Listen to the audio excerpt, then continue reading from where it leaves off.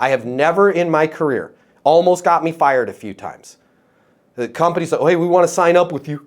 If you could just get me in touch with 3 current customers. I will not do that. I will never do that. I don't think it's my current customer's job to sell my stuff.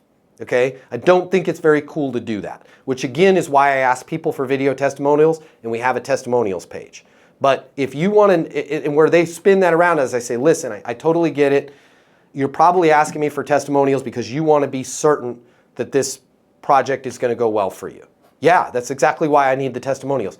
Why don't we do this? Let's go over my understanding of the situation and how I'm going to solve it for you, because I just don't think it's fair to my current customers to have to sell, and in a lot of times if it's somebody in the industry, somebody that they can, I know you guys love each other, I know you guys say hi to each other at the trade show and convention and all that, but the last thing I want to do once you're a client is put you in the position to have to sell one of your competitors on working with me. I don't think that's fair to do it for you. So, and I've had some deals where they're like, okay, well, we need tests. I just don't think it's cool to do that, right? It's not that person's job to sell my products for me.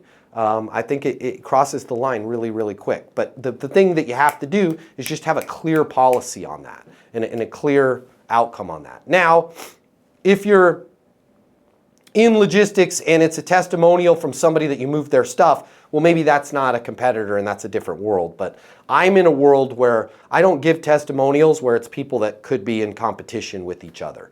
If you're in logistics and you're moving offices and it's one university that's competing with another university for top tier talent and students, kind of not cool to ask USC to give a reference to UNC Charlotte. Like, we don't put that together.